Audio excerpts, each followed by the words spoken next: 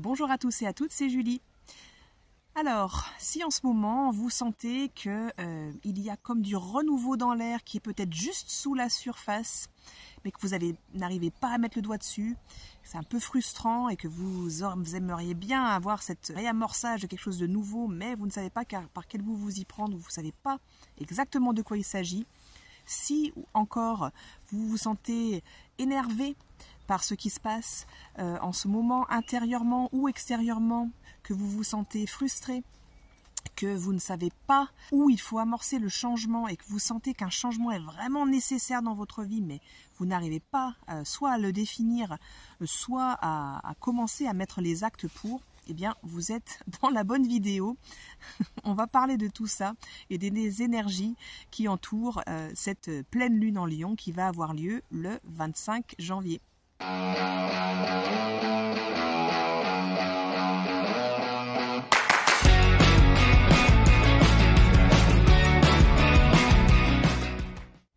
Alors, pour commencer à aborder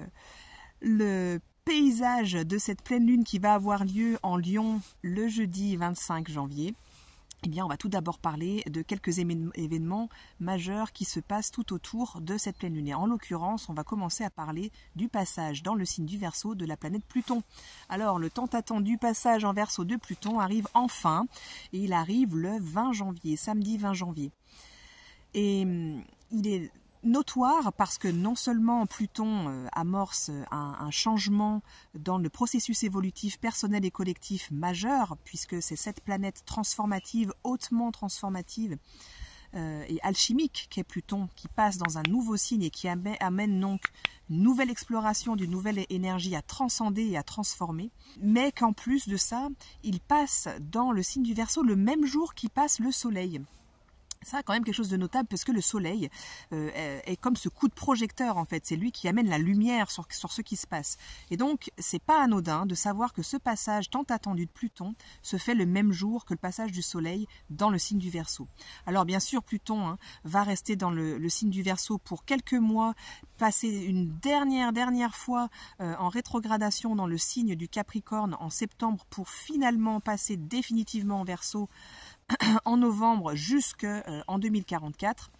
mais il y a quand même ce passage qui se fait avec le luminaire Soleil et la planète Pluton en même temps, et c'est pas anodin. Alors, de quoi on vient parler ici avec ce passage de Pluton dans le signe du Verseau? Eh bien, on va parler de changement, bien sûr, et de déconditionnement. Ici, Pluton, lorsqu'il arrive en Verseau, il veut casser, supprimer, complètement défaire, désamorcer toutes ces énergies qui ont pu nous conditionner, nous personnellement, dans la petite enfance, donc via les modèles parentaux, familiaux, éducatifs, mais plus vastement aussi culturels et sociétaux, et notamment aussi des choses qui ont pu être héritées de longue date, des choses qui ont trait aux histoires de classe sociale, aux histoires également de genre, de rôle attribué à tel genre ou à tel sexe. Et bon, voilà, je donne des exemples, mais évidemment, il y en a bien d'autres. Et Pluton, ici, avec le Verseau, l'énergie Verseau, cherche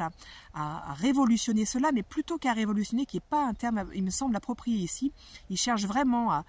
à venir étudier complètement ces choses-là pour pouvoir les démanteler et les désamorcer pour pouvoir passer réellement à autre chose. Pourquoi ? Parce que lorsqu'on est face au changement radical qu'appelle le Verseau, eh bien, il y a trois façons de se positionner par rapport à ça. Soit on peut se positionner, c'est la manière la plus, on va dire, classique, en mode rébellion. Pourquoi? Parce que derrière, il y a souvent beaucoup d'énergie, de colère amoncelée face à des choses qu'on a pu recevoir, des conditionnements qu'on a pu recevoir explicitement ou tout à fait implicitement, de manière héritée par nos lignées, par aussi des traditions, on va dire, entre guillemets, culturelles qui sont de longue date. Je pense aux rôles qui sont affectés aux femmes depuis longtemps, depuis des siècles et des millénaires. Ça passe en fait souvent sans que ce soit dit et sans même que les personnes s'y sentent identifiées en tant que femme ou en tant qu'homme dans une lignée, dans une famille. Et pourtant, ces choses-là sont tellement prégnantes dans nos sociétés que l'inconscient collectif en est tellement chargé qu'on obtient malgré tout ces conditionnements-là et ils deviennent partie de nous-mêmes, même si on n'y adhère pas nous-mêmes et que notre famille n'y adhère pas ou notre environnement social direct n'y adhère pas non plus. Voilà, malgré tout, on peut recevoir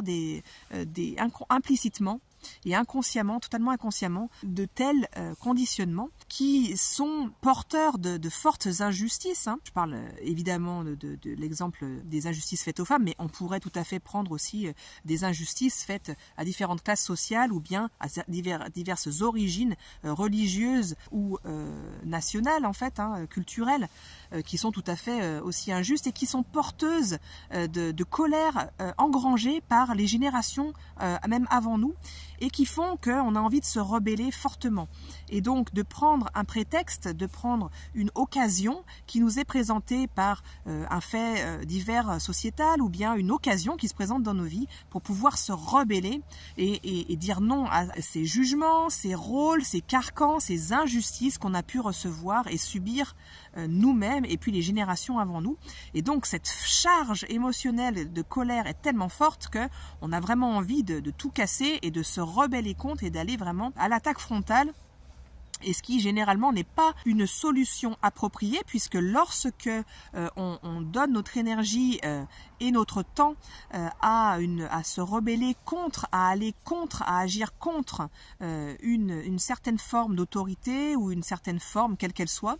eh bien en fait on l'alimente, puisqu'on lui donne notre énergie. On n'est pas en train de chercher à trouver une voie radicalement différente qui se sorte complètement de ce modèle-là. On va contre un modèle et en allant contre ce modèle, eh bien, on continue de l'alimenter. La deuxième manière, c'est que le changement qui se profile avec cette remise en question, avec ce déconditionnement que l'on pressent, eh bien, peut nous faire tellement peur que ça peut nous figer et on peut vraiment freiner et vouloir aller contre même ce changement-là. La troisième voie, qui est celle qui est préconisée ici, qui n'est évidemment pas la plus simple, comme d'habitude, mais qui est néanmoins la plus riche et la véritable voie de sortie vers une voie totalement novatrice, qu'appelle le Verseau en réalité, eh bien c'est la voie où on va chercher la libération des formes qui définissent l'identité avec un véritable déconditionnement. Et donc au lieu de se rebeller, on va chercher à s'écarter des mentalités collectives, culturels, des cadres imposés qui ont été imposés par l'extérieur, et au lieu de vouloir les rejeter, eh bien, on va chercher à s'en distancer pour pouvoir les regarder avec un prisme différent et avec beaucoup plus de distanciation autant mentale que émotionnelle. On va pouvoir ainsi faire un véritable travail d'observation, d'objectivation le plus possible, de synthèse et donc ça va amener également forcément, puisqu'on est impacté, on est impliqué dans tout ce processus-là qui est intégré, puisque ce sont des processus de conditionnement, comme je vous le disais, qui sont hérités de très longue date. Donc un travail d'intériorisation avec un but de chercher l'objectivité, de chercher en quoi nous-mêmes on alimente finalement, consciemment ou inconsciemment, ce qui nous déplaît tant dans ce qui nous a conditionnés, autant que ce qu'on peut observer à l'extérieur, pour pouvoir s'en distancer et chercher donc une libération progressive. En cherchant donc un travail progressif de distanciation, de compréhension et donc de libération finalement de ces modèles-là, eh bien, on va pouvoir avoir un véritable travail aussi de responsabilisation, d'autonomisation par rapport à ces modèles-là, et pas simplement juste de rejeter la faute, comme on pourrait le faire avec simplement une posture de rébellion, et pouvoir donc réellement trouver des modèles différents, construire des modèles différents et des choses qui vont être au niveau autant individuel que dans des modèles de groupe ou bien collectivement au niveau sociétal, avoir des choses vraiment, des pistes vraiment innovantes, ouvrir des voies novatrices et vraiment des solutions vraiment innovantes. Et c'est vraiment ce que cherche le Verseau, hein. Le Verseau est un signe qui est tourné vers le futur, vers l'avenir, vers l'innovation. Lui, il veut rompre avec la tradition, rompre avec ce qui était établi et qui a toujours été tenu comme acquis, établi et étant juste parce que ça a toujours été fait comme cela. Cette espèce de traditionnalisme pour pouvoir chercher des choses vraiment novatrices, nouvelles et qui sont libératrices. Donc voilà, la façon d'aborder ces conditionnements qui vont nous revenir en pleine figure forcément avec ce passage de Pluton dans le Verseau va idéalement nous pousser à ce qu'on cherche réellement donc des voies novatrices et pour cela passer par un travail introspectif et un travail de distanciation par rapport à ce qui nous entoure également. Avec Pluton en Verseau, on va également à la découverte de notre unicité, de ce qui fait notre spécificité propre. Et on va chercher à trouver les voies par lesquelles on va pouvoir exprimer, explorer, c'est vraiment un travail d'exploration, de découverte de qui nous on est personnellement, individuellement, donc en sortant de ces carcans, en sortant de ces conditionnements, qui nous sommes nous individuellement et par là même, qu'est-ce que l'on a, nous, à apporter au collectif, à la société, ce travail que nous seuls pouvons faire et qui va pouvoir bénéficier au collectif. Donc c'est assez exaltant de voir qu'on a vraiment une volonté, une possibilité de renouveau total en fait, ici avec ce Pluton qui est en Verseau, qui va nous ouvrir des perspectives réellement nouvelles et pas une revisite constante en fait des mêmes schémas, des mêmes modèles dont on a vraiment assez et qu'on a envie de laisser derrière nous. On a vraiment une perspective nouvelle ici d'ouverture, d'exploration, de chercher et de trouver notre véritable nature, notre rôle essentiel dans la société et aussi vraiment quelque chose qui va permettre enfin de nous libérer de choses qui nous pouvaient nous peser depuis des décennies et puis des générations aussi. Donc c'est assez enthousiasmant, même si évidemment le travail est d'ampleur et qui va encore une fois pas se faire radicalement du jour au lendemain, mais on a quelque chose qui va pouvoir réellement être porteur, d'autant plus que le maître du Verseau, Uranus, va repasser direct en Taureau, lui, le 27 janvier, donc 2 jours à peine après cette nouvelle lune. Donc on sent vraiment cet élan d'aller de l'avant, cet élan de changer les choses, de casser les anciens moules enfermants en fait pour aller vers quelque chose de ouf, qui respire quoi, parce que faut pas oublier que le Verseau est un signe d'air et qui amène vraiment ce renouveau, en tout cas qui le cherche et qui nous pousse à le trouver par l'expérimentation. Alors, je vous le disais en 2 mots tout à l'heure, la troisième voie qu'on peut avoir, qu'on peut ressentir face à ce changement, face à ce déconditionnement, c'est une rigidification. On va avoir une peur en fait une peur assez viscérale qui va se mettre en place parce que, eh bien, on a un changement radical qui peut venir en perspective et ça fait trop peur. Et ce qui se passe ici avec, vous le verrez sur la carte, avec cette nouvelle lune où on a donc une conjonction du soleil et de Pluton en Verseau, eh bien on a ceci qui est en carré avec Jupiter qui est en Taureau. Et c'est un carré qui est assez exact avec le soleil, en tout cas un peu plus vaste avec Pluton, mais tout de même assez proche. Et Jupiter en carré à Pluton, eh bien ça va nous parler de 2 choses. Avec le Verseau, ça va renforcer cette peut-être possibilité de frein en fait par rapport au changement et on va avoir peur du changement à tel point qu'on va avoir une espèce de volonté de garder les traditions, de traditionnalisme exacerbé et même extrême un peu par peur en fait du changement. Alors, ça peut survenir à l'extérieur, ça peut être aussi 3 facettes finalement qui vont se jouer peut-être en nous tour à tour. Il y a une colère qui ressort par rapport à ce qu'on a subi des conditionnements et on va avoir envie de se rebeller. Il y a peut-être aussi une peur de « oh là là, non, ça m'ouvre des choses, un changement qui est trop radical et en fait j'ai trop peur de ne pas être capable en fait d'assumer ça ou de comment m'y prendre ou quelle porte ça ouvre, c'est trop loin de mon espace connu en fait, donc ça me fait trop peur et ça me fige. » Et puis peut-être une 3e voie oui j'y vais, j'observe, je prends de la distance et qu'est-ce que ça peut m'ouvrir comme possibilité, j'essaie d'analyser et puis d'expérimenter. Et peut-être que ces choses-là vont se jouer tour à tour à l'intérieur de nous. En tout cas, ce qui est important de noter,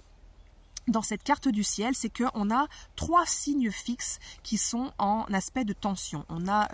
le Verseau, le Taureau et le Lion. Alors,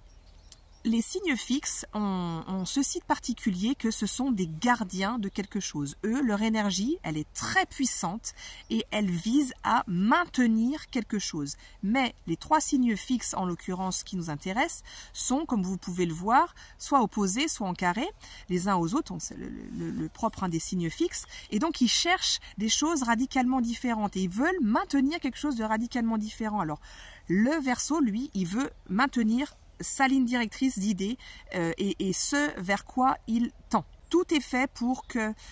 son idée, sa ligne directrice soit maintenue. Il met son énergie à ce que ce vers quoi il tend eh bien, soit maintenu et rien ne l'en fasse dévier. À l'opposé, on a le Lion avec la lune en Lion qui vient nous dire ici que elle cherche à maintenir ce qui la rend vivante, ce qui nourrit son énergie, ce qui nourrit sa créativité, ce qui nourrit sa puissance de vie, son énergie de vie qu'elle veut émaner et irradier autour d'elle et sa joie de vivre et la faire émaner au bénéfice des autres. Alors vous voyez bien que on est radicalement différencié avec le Verseau qui veut lui une ligne directrice, mais vraiment qui est dans l'idéologie, qui est dans la pensée, alors que le Lion lui veut quelque chose qui soit vraiment dans la chaleur, dans le partage, dans la générosité de soi. On n'est pas dans la même ligne d'idées et on a encore le Taureau qui est encore dans une ligne directrice différente qui lui cherche à maintenir la forme telle qu'elle est inscrite et telle qu'elle est existante et préexistante. Donc ce carré avec le Taureau, avec Jupiter en Taureau, va amener vraiment cette espèce de mettre en exergue un petit peu ce frein de oui non mais les traditions elles sont quand même importantes, alors peut-être qu'il faut les maintenir, peut-être que ce renouveau, ces changements à tout prix, c'est pas une bonne chose, donc on risque d'avoir un petit peu cette tension entre les deux. Alors, le deuxième point dont on va parler de manière importante dans cette vidéo, c'est le besoin de se mettre en mouvement, le besoin de se mettre en action et qui va être marqué par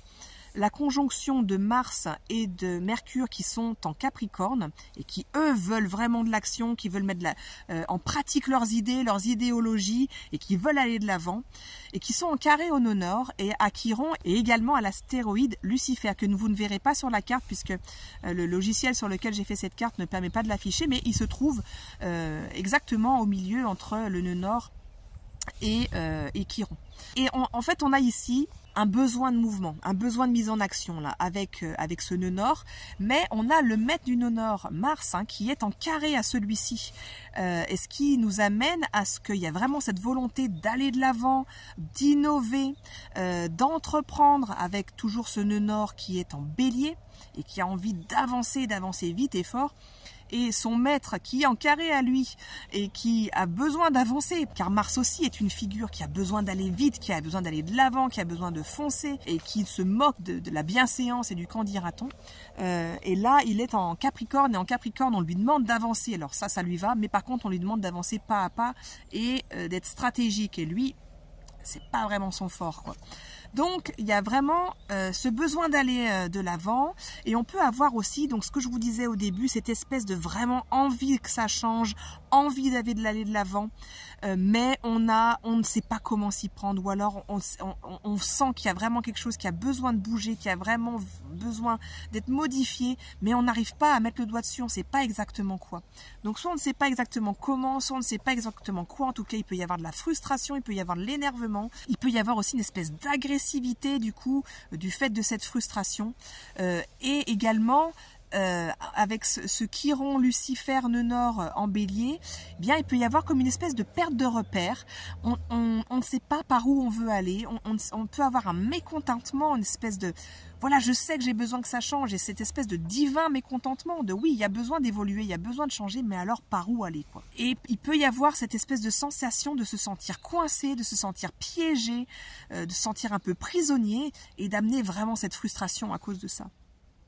Alors l'important ici, ça va être quoi? Ça va être de poser un pas, quel que soit ce pas. Et c'est vraiment ce que nous amène ici le Capricorne, c'est-à-dire que lui aussi veut avancer, il a tout intérêt à avancer, c'est même sa raison d'être d'avancer, le Capricorne, comme le Bélier. Mais le bélier qui veut avancer, qui veut foncer, est un petit peu contrecarré ici. Et le Capricorne ici nous dit il faut poser un pas. Quel que soit ce pas. Peu importe, ça n'a pas d'importance, mais il faut poser un pas, il faut avancer. Alors, même si on ne sait pas exactement où on veut aller, même si c'est flou, le Capricorne va nous demander d'avancer et nous demander d'avoir confiance dans le fait que intérieurement, nous sommes suffisamment solides, nous sommes suffisamment stables pour pouvoir réorienter ou rectifier le pas que l'on a posé. C'est-à-dire que même si on se rend compte une fois qu'on a posé ce pas que en fait non, c'est pas par là qu'on voulait aller, ou alors non, c'était pas stratégique de passer par là, eh bien on rectifie. Et on a confiance en nous pour pouvoir modifier, pour pouvoir changer la direction ou bien pour pouvoir complètement rectifier ce qui a été posé comme pas. Ce Mars et ce Mercure qui sont conjoints donc en Capricorne se trouvent ici en trigone à Uranus. Et Uranus, comme on l'a dit tout à l'heure, il repasse direct 2 jours seulement après la nouvelle lune. C'est-à-dire que son énergie d'action et son influence vont repasser beaucoup plus directe, beaucoup plus puissante 2 jours après cette pleine lune. Ce qui veut dire que Uranus étant la planète du changement, de la révolution, de tout ce qui va vraiment être amené à être radicalement modifié, eh bien va apporter toute son énergie à ce qui se passe ici et qu'on vient de mentionner. C'est-à-dire que ici, le mouvement va initier et va inviter le changement. Si on veut ce changement et qu'on a ce divin mécontentement là qui bouillonne sous la surface, eh bien Uranus nous dit oui, c'est bien par le mouvement, quel que soit ce mouvement, posons un pas, allons-y, soyons courageux, soyons audacieux, ce qui va bien plaire à Mars d'ailleurs, posons un pas et c'est ce mouvement qui va initier le changement. Donc, étant donné que Uranus initie des changements vraiment radicaux, il peut y avoir des modifications majeures, radicales, dans notre façon d'être à l'extérieur, notre façon d'être au monde, notre façon d'être au travail, notre façon de travailler, notre façon aussi d'entreprendre, d'initier et d'aller de l'avant. Donc il peut vraiment y avoir des changements assez puissants qui vont pouvoir se mettre en place autour de cette pleine lune. Alors pour terminer, je vais finir un petit peu sur l'astéroïde de Lucifer dont on parle vraiment très peu, que je trouve très intéressant. Il est notamment intéressant ici parce qu'il est vraiment en conjonction étroite avec le nœud nord et avec Chiron et que donc il apporte quelque chose de vraiment puissant ici étant donné que notamment que le maître du nœud nord est en carré au nœud nord. L'astéroïde Lucifer, alors déjà, je voudrais revenir sur l'étymologie de Lucifer, puisqu'on a cet amalgame. Il y a cet amalgame fait entre Lucifer et Satan, alors qui date du Moyen-Âge, hein, où on a assimilé Lucifer à Satan. Or, Lucifer, étymologiquement, signifie la lumière, celui qui amène la lumière. Ça vient de lux. Donc, Lucifer, c'est celui qui amène la lumière. Alors, il n'a pas bonne presse, hein, puisqu'il est vu comme un ange déchu depuis donc, le Moyen-Âge, et donc celui qui pervertit l'humanité et qui le manipule pour l'amener dans l'ombre, en fait. Hein. En réalité, c'est tout le contraire, puisque c'est celui qui amène la lumière. Mais comment ? Lucifer, l'archétype de Lucifer, c'est l'archétype du libre penseur, celui qui va totalement s'autonomiser par rapport à toute forme d'autorité. Donc ici, en Bélier, on a vraiment cette importance et cette augmentation du besoin d'autonomie qui est déjà présente en Bélier et qui est renforcée ici par Lucifer conjoint au nœud nord. Donc on a vraiment cette volonté d'entreprendre, d'être autonome, d'être son propre maître, son propre directeur, ça, dans le sens de la ligne directrice, celui qui initie, qui est vraiment renforcé. Et donc cette idée d'amener la lumière de Lucifer, amener la lumière, oui, mais comment ? Lucifer, en fait, donc, c'est celui qui est capable d'amener la lumière, mais parce que il a tellement exploré ses ombres, ça ressemble à Pluton, hein, comme vous pouvez le constater, qui a tellement exploré ses ombres qu'il en est ressorti en pleine connaissance, en pleine maîtrise de ses ombres, et que donc il peut à partir de là amener cette lumière en toute connaissance de cause, puisqu'il ne va plus chercher la lumière comme un leurre, comme une espèce de bouée de sauvetage, mais qu'il va chercher la lumière et amener cette lumière parce qu'il sait que c'est le deuxième pendant de l'ombre, et que ce sont deux faces d'une même pièce, et que l'un ne va pas sans l'autre. Mais pour pouvoir arriver à cette connaissance-là,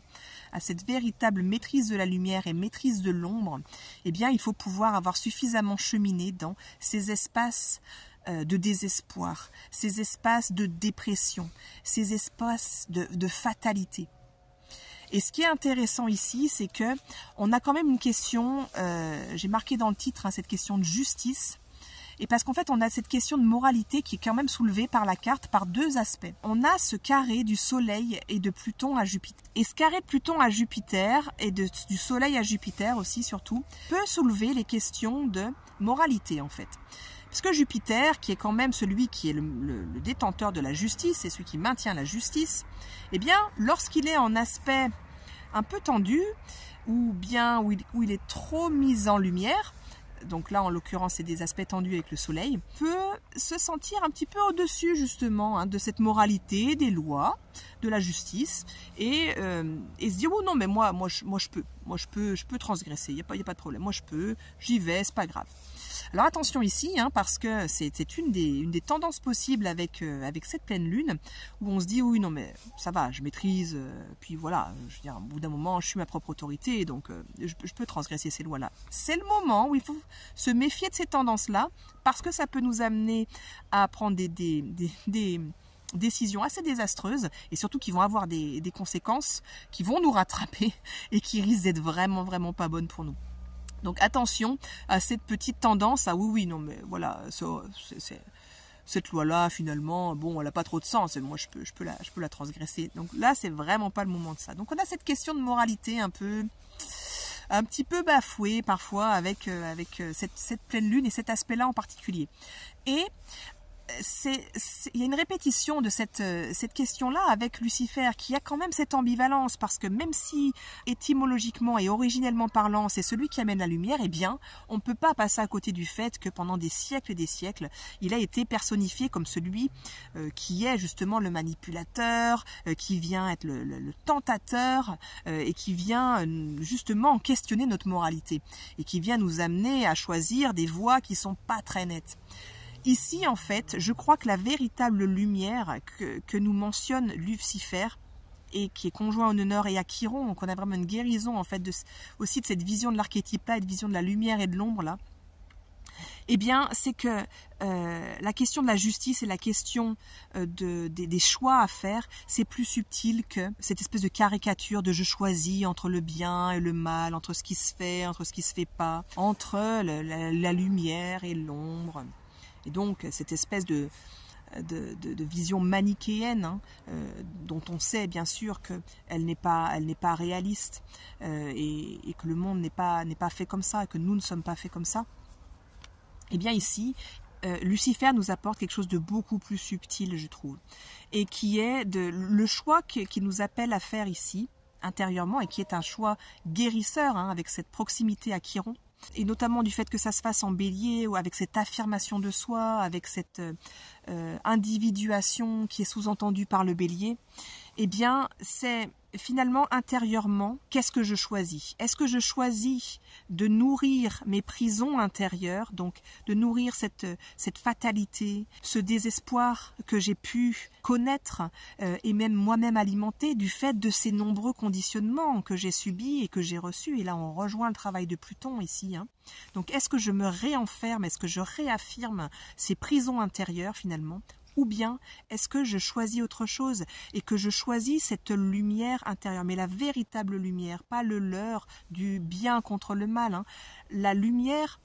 dans le sens de celle qui va me guider vers quelque chose de sain, de nourricier et d'élévateur,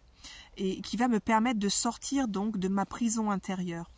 Et qui va me permettre finalement de mettre en lumière tout ce qu'il y a de plus noble en moi, de plus grand en moi, de plus radieux en fait.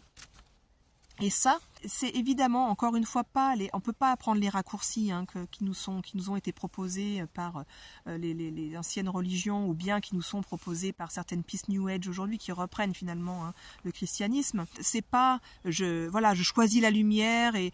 je suis toujours bon, etc. C'est pas possible, et c'est pas parce que je fais le choix que c'est déterminé, et puis que ce sera toujours comme ça. On le sait bien. C'est bien plus complexe et subtil que ça, mais c'est chaque jour, je réaffirme ce choix. Chaque jour, je vais être confrontée à mes parts prisonnières, je vais être confrontée à mes prisons intérieures, à la fatalité que je peux ressentir,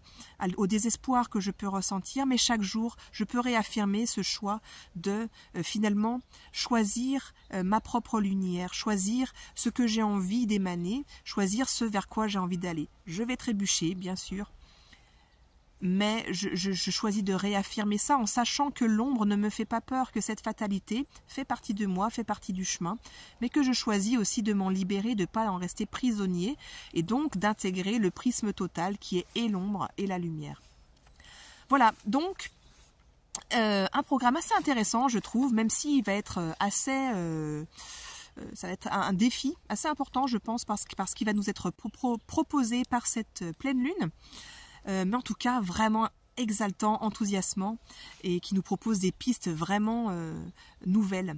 Donc voilà, donc je vous souhaite une période très riche.